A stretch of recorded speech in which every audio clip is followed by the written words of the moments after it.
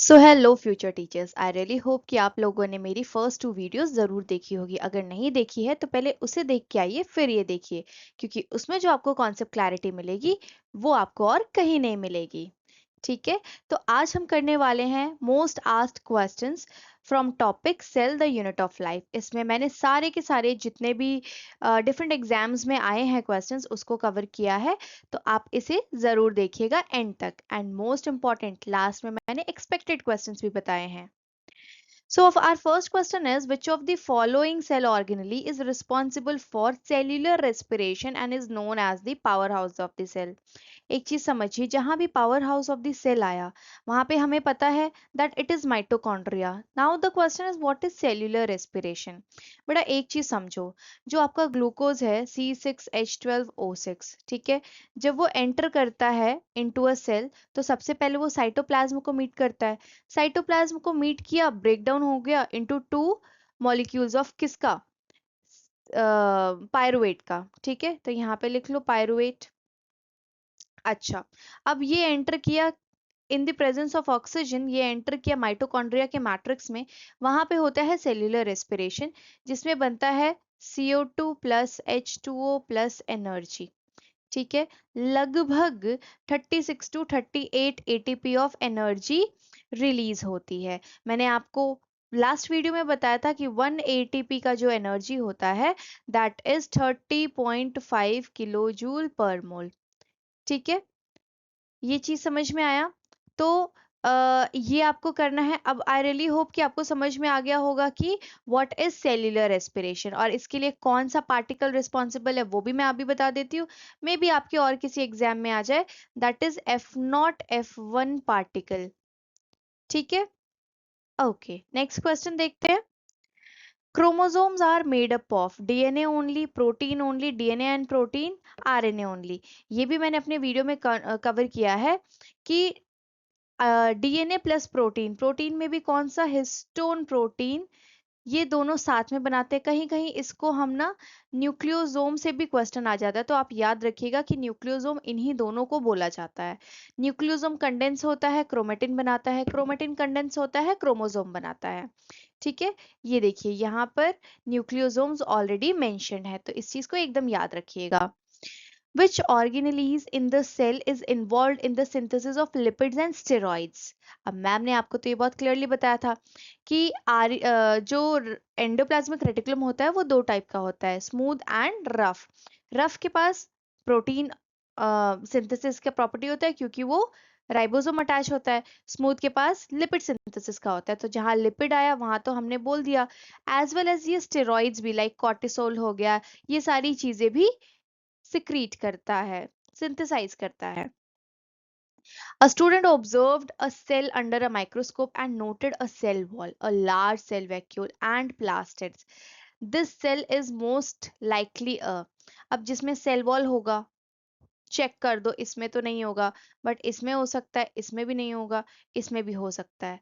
ठीक है, बट उसके बाद स्टूडेंट ने ऑब्जर्व किया a large cell vacuole as well as plastid, तो अब वो बैक्टीरिया में तो नहीं होगा, so the correct answer is plant cell. Okay, plant cell wall is mainly composed of chitin, cellulose, lipids and proteins. अब आपको पता होना चाहिए, काइटिन, फंगी की सेल वॉल बनी होती है काइटिन से, लिपिड्स एंड प्रोटीन्स का इसका कोई मतलब ही नहीं है। सेल्यूलोज जो है वो मेनली होता है into the plant cell wall. Who discovered living cell for the first time? Make sure living cell की बात की हुई है, तो रॉबर्ट हुक को देख करके यहाँ पे कंफ्यूजन नहीं खाना है। So your answer is Antonie van Leeuwenhoek in 1674। Robert Brown ने क्या डिस्कवर किया था? न्यूक्लियस। पुरकिंजी ने प्रोटोप्लाज्म। एंड हग्सले ने क्या किया था? अगर नहीं देखा है वीडियो तो पहले देख के आओ, नहीं तो आप मिस आउट कर दोगे। Which of the following statement is true regarding prokaryotic cell? चलो ऑप्शंस पढ़ लेते हैं। They have well defined nuclear membrane, ये तो नहीं होगा। Membrane bound cell organelles are present, ये भी नहीं होगा। Genetic material is naked and called a nucleoid, ये होगा। ठीक है, इसमें न्यूक्लियोलस नहीं होता, एक membrane less न्यूक्लियोइड प्रेजेंट होता है। They contain 80s राइबोसोम नहीं, उसमें 70S राइबोसोम होता है. सो the correct answer is C1.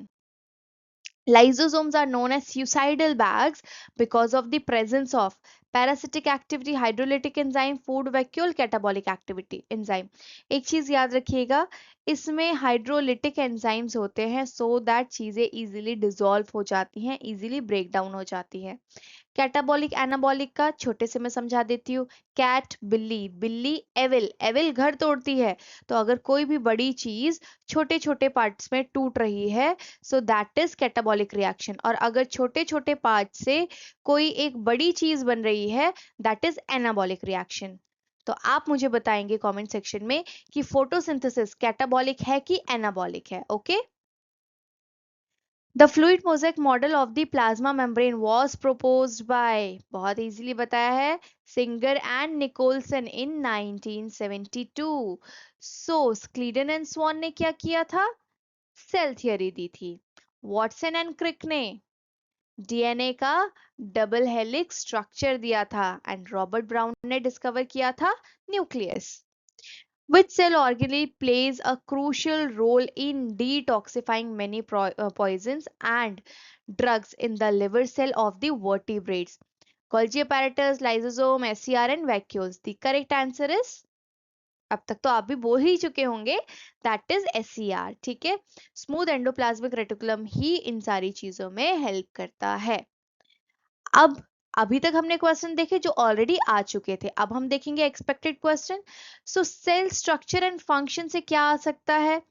Cell wall का फंक्शन क्या है? प्लाज्मा मेम्ब्रेन का फंक्शन क्या है? न्यूक्लियोलस का फंक्शन क्या है? Difference between cell wall and cell membrane. ठीक है. या क्वेश्चन बिटवीन सेल मेम्ब्रेन क्या चीजें होती हैं? न्यूक्लियोलस क्या होता है? सेल टाइप पे क्वेश्चन आ सकते हैं.